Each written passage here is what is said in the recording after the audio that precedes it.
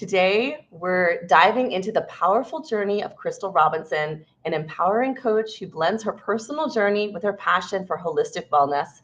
After overcoming significant health challenges like lupus and a brain tumor, along with navigating the emotional toll of toxic work environments, Crystal embraced the transformative power of mind body spirit integration.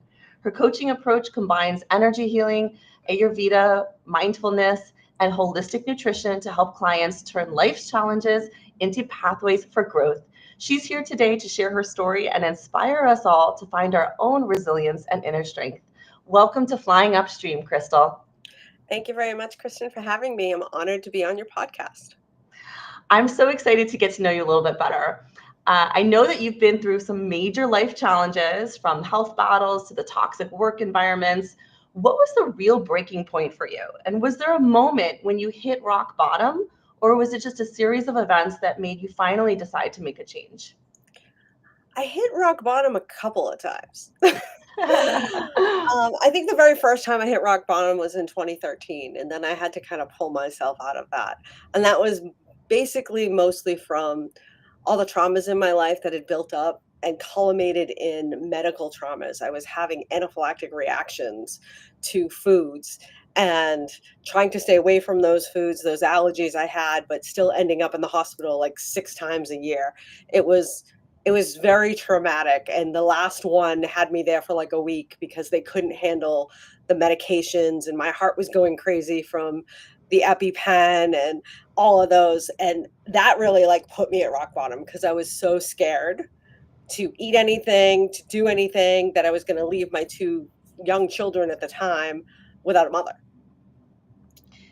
That does So, sound that was, like, scary. the biggest one, and then I had numerous ones after that with the lupus and the brain tumor and losing my dad, and each one, I think, was a catalyst to help me learn to grow in a different way. Yeah, it sounds like that. And I can appreciate that, as you said, it was multiple rock bottoms, right? And Yeah. we think as we go through life, we all have experiences, and we think like, oh my gosh, this is the lowest point. This is the worst. I cannot possibly go on. But we still find a way. We find a way to go on and do the very best that we can. And just when we think we're rising up, something else happens. And I'm curious how you would connect this to the mind body spirit connection that you talk about in your coaching, because let's be real, many people hear that uh, the mind body spirit connection, and they think it's just buzzwords. So what does that mean to you, and how do you practically use this in connection to healing yourself and others? So, the main reason is because I had multiple catalysts, and I didn't know how to deal with them because I wasn't dealing with more than just the body. I Mm. was dealing with just the medical stuff in, traditional medicine here in the US, the Western medicine, and just listening to what they had to say, taking the medications, doing the things, and not really thinking outside the box. And that big breakdown, that fear of just living in under, medication, that big hole literally put me on anti-anxiety medication because I just couldn't even function. I was just like afraid to do anything. And that medication kind of made me stagnant. It made me just exist, but I wasn't living. I like wasn't me at all. You And weren't I don't know if thriving. I was before that, but, like, when I came out of that, the only way to come out of that was actually start doing the mindset work, and that's when the mind-body connection comes in. I was doing that mindset work of, what am I thinking? What am I doing? Am I living my life authentically? Am I doing things that I should be doing as opposed to what other people think I should be doing? A lot of times we grow up with certain things put on us that you're going to be a wife, you're going to be a mother, and you're going to be a career woman, and you're going to make money, and you're going to do all these things. And that becomes who you are, but it may be not who you authentically are. So you go forward that way. And so for me, I had to start doing that mindset work and, seeing a therapist, finding somebody who worked for me regularly and working through my anxieties around food and having medical trauma. And that was the first. And then when the lupus happened, it was like, okay, you're not doing enough. And that's when the spirituality came in, like really connecting with my core beliefs, doing that inner work, like going within the meditation, that was huge for me. Specifically, just being able to be alone with myself and my thoughts and really figuring out what it is I truly wanted and needed, as opposed to just being the wife, mother, career woman, doing everything for everybody else. Yes. And That's where I get the mind, body, spirit. And so by the time the brain tumor happened, I was just like, okay, let's go. What's next? And it was like everybody was like, why aren't you like freaking out? And I think it was because, so now if another catalyst happens, and like when my dad died, like the catalyst happened and it was like catastrophic, but it was okay, this is what I have to do. Like I have to make sure I'm listening to my body, number one, because otherwise it's just going to throw another disease at me if I'm not listening to it. I have to, analyze the mind, question the mind, make sure I'm not letting like the inner voices take over. And I have to be innately within myself, that spiritual element, like that I am divine. We all are divine. And we have to go within to really find what that core is. yes, yes, and yes. That's a lot. That's a lot, but No, that's kind of how it worked for me. I want to take a moment to acknowledge this immense achievement, because this is something that I think is so important for our listeners to really understand, which is the fact that when you are not listening to your body, when you are doing what society or your family has just told you to do your whole life, and you're ignoring your own deep connection to yourself, to the universe, that's where all these issues can come up, right? Like you talked about the disease, not knowing your own self, not being able to adequately cope with difficult situations. That's where all of this can come up. So it's not even just about getting back to a baseline where you can just function. What you've done is actually taken it up a notch, and now you're really thriving, right? Yeah. And that, I think, is the key here. That is so important when we're thinking about uh, just living your life, because this is something that is true for everybody. Everybody has some kind of disease, maybe to a small degree or a large degree, but everybody has something. Everybody will have somebody in their life pass away at some point. This is for everybody. So this is so significant, but at the same time, really needs to be commonplace. It needs to be something every person on the planet does. Yeah, I think we all have to just talk about it. Like, are we being authentic? Are we really, within ourselves? And are we listening to ourselves? Are we living in integrity, or are we living to somebody else's drum? Exactly. So I'm curious to know, when you're in the midst of that chaos, how do you actually reclaim your power? And what do you do when everything feels out of control and you feel like you're at your lowest? So for me, it was learning how to do that meditation, learning how to go within. And meditation isn't what everybody thinks it is. It's not just, oh, I'm going to sit and be the guru, oh, close my eyes. It could be literally just taking a walk in nature. It could be putting on your favorite music and just connecting with the music. It could be just closing your eyes, feeling your heartbeat, and taking like a few breaths. Like literally just pausing and letting the chaos slow down, because there's very few things that are immediate, that are urgent. But in today's society, everything is urgent, True. right? Like a life or death situation, that's urgent. But everything we do almost is treated that way these days. Yes. All like just jumping to answer the phone, or jumping to do this, or jumping to do that.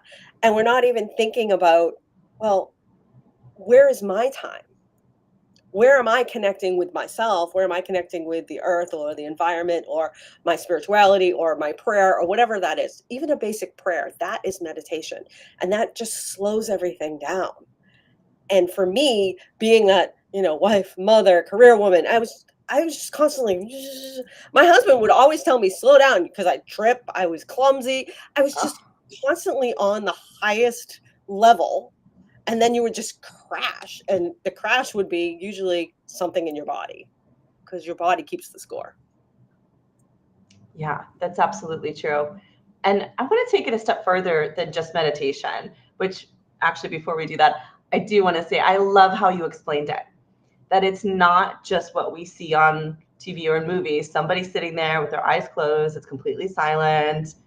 You're not allowed to think of anything. You have to have a blank mind, right? That's not really the intention. The true intention of meditation is to reconnect with yourself, with nature, with your roots. That's really the true intention of it. And then in doing that, then you're clearing your mind and being open to receiving inputs from other places, we'll say.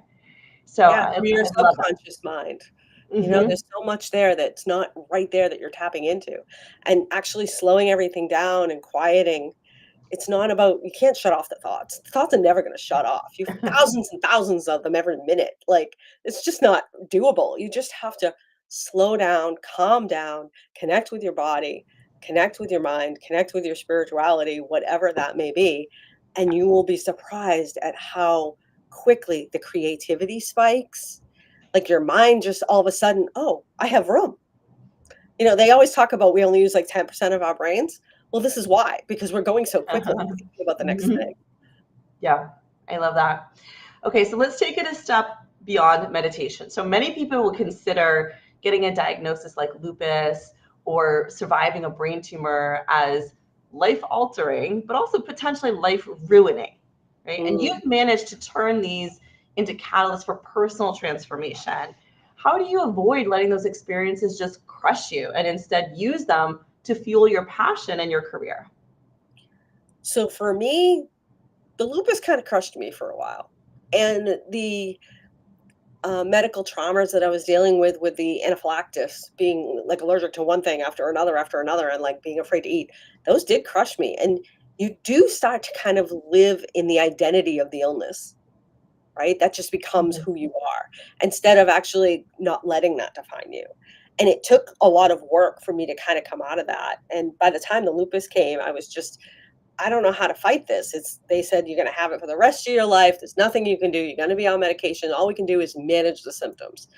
And unfortunately, the medications tend to make it worse for me. And I got to the point where I was not dancing. I was not doing fun things. I was having issues with all of my joints and in pain and just would want to just sit on the couch and watch movies. And like I was trying to find other things to do, trying to change my actual lifestyle around the disease as opposed to making the disease work around my lifestyle.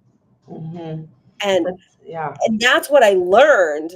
Ultimately, it just took a while. Like, after I sat in it for a while, I was like, "Why? Why am I letting this change my life?" It really took me being in it, like, letting it define me to realize that, "No, no, I'm not gonna this isn't the life I wanna live." And starting to, like, step out of that, and then finding other alternatives, and using that to move forward. And I think that's just something we all have, right? We all will overcome something in our lives from the time we're babies until we die. And Mhm. how long does it take for you to actually flip that switch? And each time you do something like that, you flip the switch quicker. So with the brain tumor, by the time that came along, I was just like, okay, I'm going to cry about it for a minute. I'm going to worry about it for a minute. Okay, now I'm going to go in and do research. How do I fix this? Yeah. That's It's just amazing. process the emotion. Okay, move on. Yeah. you know, for people out there who may not be or have not had such extreme medical conditions like you have, it might take them longer to get to that point that you have, right? Because when you're not being faced with really harsh adversity, you just kind of stay in the warm, lukewarm place you've been in your whole life, right? Yeah. Um, and not that I would recommend hitting rock bottom, but in some ways, it actually seems like it has helped you make progress and move forward and get to a much healthier place now. Would you agree with that? I do agree with that, but my mission is to inspire people with my stories so that they don't get a brain tumor, so that they don't end up in rock bottom. Like, look at the situations in your life. Look at how resilient you've been, because everybody's been through stuff. And maybe it's not as crazy as lupus or a brain tumor, right? I mean, I've met people with things that are worse, right? And that they've overcome. Or maybe you haven't had people close to you die. There's certain things that happen in your life that you overcome, losing a job, even Mhm. like changing your work environment or changing your home environment, breaking up with somebody, a divorce. We all have crazy stuff that happened in our life. And it's just, how resilient were you? How long did you live in that victim mentality? And what resources did you use to get yourself out of it? Because those are your innate resources and you can use those for everything. So it sounds like you're speaking about having certain tools for growth, right? Yeah. And tell me a little bit more about that as you're speaking about facing fears and using adversity as that tool for growth. I would think some people would think, isn't it easier said than done? So, curious to know, what are the internal battles that people don't see when you're trying to push through to the other side, and how do you overcome them? Well, I think you have to, like I said, look at your past resiliency because I think everybody's tools are different, right? As a coach, I can offer up a bunch of different tools. I can say, oh, these are the ones that work for me. These are other ones that I know about that work for other people. But most people have to find what innately connects with them. It's like not everybody's a painter or not everybody likes the same type of music. We all have an individual strand of DNA. So our healing is going to be individual, and what works for you will be different for another. Some people may be living in depression, and what works for them may not be the same thing of 10 other people that are coming out of depression.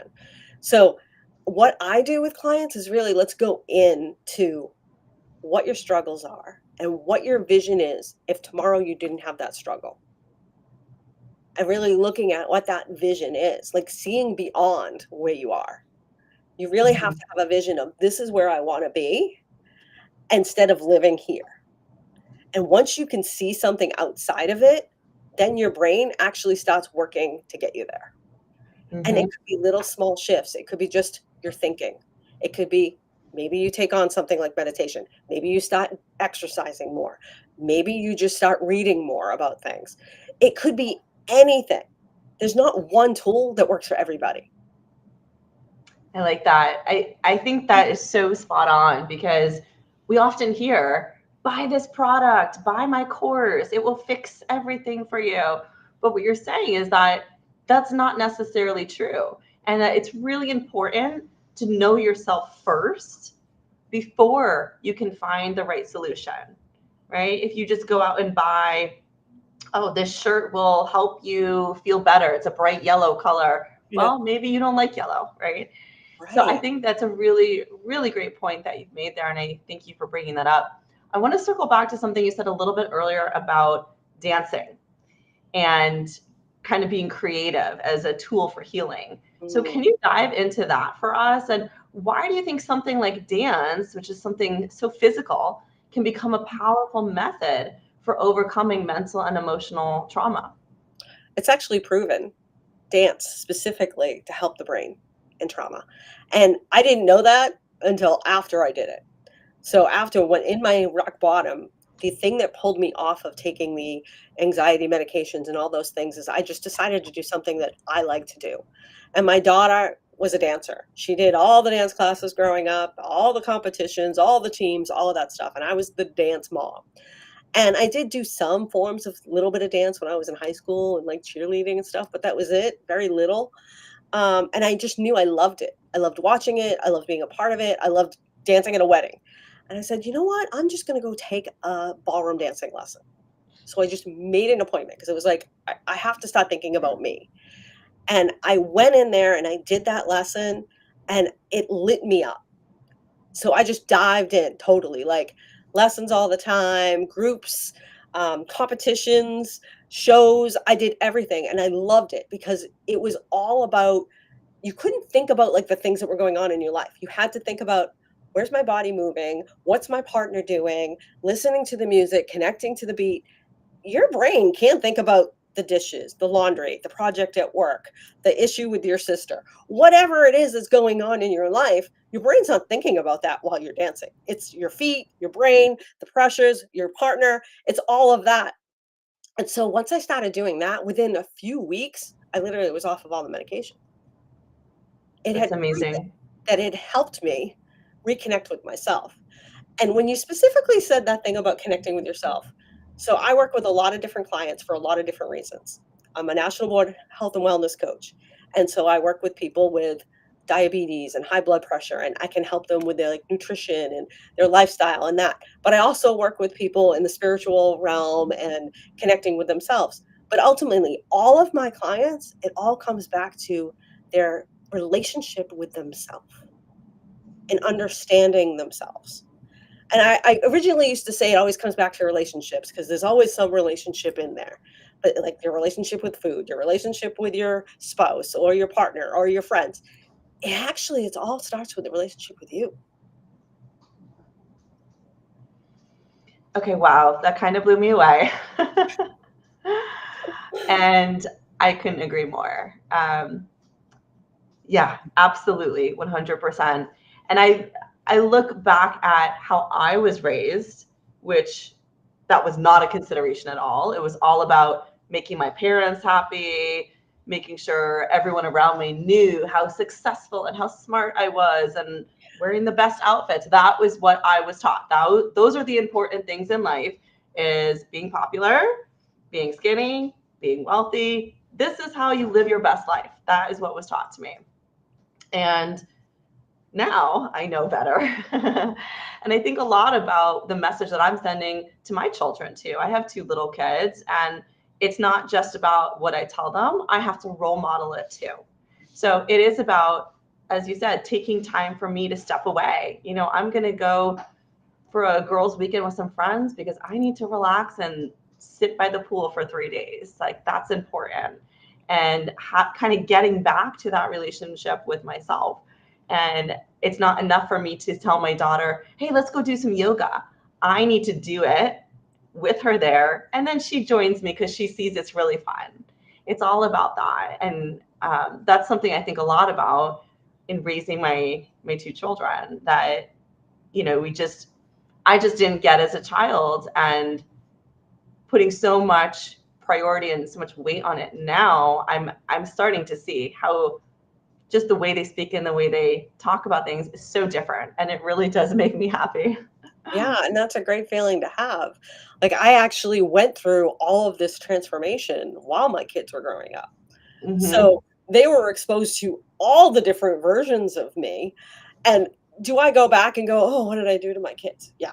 Yeah, all the time. As a mother, we always do that, right? Of course. But then I also think about, "Oh, they saw me transform. They saw me go through all these things, and now they're young adults, and they see a whole different version of me than they saw when they were 10 years old." And, all I can do is be better now, right? And be like, "I'm sorry, I didn't understand myself. Like these are generational traumas. They come from your great parents to your grandparents to your parents to you, and they're like innately within you. Like, why are you crying? I'm going to give you something to cry about." Like, how many people have heard that? Like, Yes. and those are the things that like just kind of come down through the generations, and we're all stressed as parents, and we have to have compassion for ourselves for kind of doing those things. We're noticing when the words coming out of our mouths are the same as our parents, like, "Oh, yeah, it's just ingrained in me. I'm doing better. I'm working on it. I'm getting aware of it, and it'll get better." Yeah. So don't beat yourself up, but yeah, whatever you can do to be better is better for you, and then it is better for everybody around you. That's a great point. I often try to remind myself progress over perfection, because I grew up with perfection as the most important thing, but I don't believe that anymore. Progress is more important, that are striving towards a goal. Every day I try to get a little closer, a little closer. Sometimes I have an off day. You know what? It happens. You just try again tomorrow. Yeah, Yeah. yeah, I agree with that. The whole progress over perfection thing, like, I think a lot of us grow up, I think especially as women, it's like, oh, there's a lot Oh, on yeah. us as women to be perfect, to look perfect, to be perfect, there's just so much that we just are innately conditioned to be. Absolutely. Absolutely. Okay, I want to circle back to your coaching that you mentioned. Mhm. And I know that you help people access their inner strength, but I kind of want to cut to the chase here. So, most people don't feel empowered in their day to day lives. What's one thing you know for sure about why people stay stuck, and how do you help them push past it? It's the limiting beliefs. We all have beliefs inside of us that are put on us usually by other people or circumstances and things that happen around us that we maybe don't completely believe. They're just there and it kind of drives us. And the example I give people is, so I'm all into holistic wellness now. But when I was in my 20s, no woo woo, no holistic, no nothing outside of science. That was the way I was brought up. That was anything outside of that was crazy. And I was married fairly young in my 20s, and my husband was having neck and back issues, and he wanted to go see a chiropractor. And this was many, many years ago, and it was kind of new. And I was like, I heard that that's quack, right? And so that was a limiting belief. That was a belief that was put on me from my upbringing, from people around me, that anything outside of Western medicine was quack or woo woo or didn't make any sense or didn't work or was, a scam. And that's a limiting belief until you actually do it, see it, are around it, observe it, understand it, research it. That belief isn't 100% true. So asking yourself, I believe this. Why? Why do you believe that? Is it 100% true in you? The limiting beliefs is huge. Once you start questioning everything you know, question it. Is this really, like, have that curiosity? Is this really what I believe? Or is this just something I think I believe? Mhm. Something that's making me go a certain way because it's what I've been taught or what I've learned or what people have shown me. And until you actually have it as your own feeling or emotion or experience, it's not really core belief. Core beliefs come from experience, not from something that somebody tells you what to do. Mm. I would imagine, because I have certainly overcome my own limiting beliefs for sure. Part of it is just recognizing what your limiting belief is and that you don't really believe that. It's been what's been taught to you. But then being, I mean, in my own experience, kind of having some fear around coming out, if you will, with that, knowing that your family, your society, your network is going to disagree with you, shame you, make fun of you. How do you take that next step there? That comes back to self, your relationship with yourself, your self worth, your divinity, understanding where you are in the world, that your individual DNA is different than every other person on this earth, on the planet. So your beliefs are going to be yours, right? And actually learning to question yourself, like coming back into yourself. What other people think is based on their experiences. Their judgment, their shame, their guilt is based on them and their experiences, not yours. And Mm. until you understand that, it's not personal to you. When somebody's coming at you, what you think it's about a situation that you two are dealing with, it's their experience that's coming at you, not yours. So it's like nobody else is going to tell me anything about a brain tumor experience unless they've had one themselves, Mm. right? They can give all of their beliefs on it, right? But like I've lived it, right? And it's my experience, not theirs. So even somebody else who had a different brain tumor experience, their experiences, their beliefs are coming from their experience. Mine may be completely different. So you got to realize that judgments come from everybody and it's their stuff, not yours. Okay, I'm writing this down. That was so amazing. That was amazing. I think that I need this on a post-it note on my computer or something.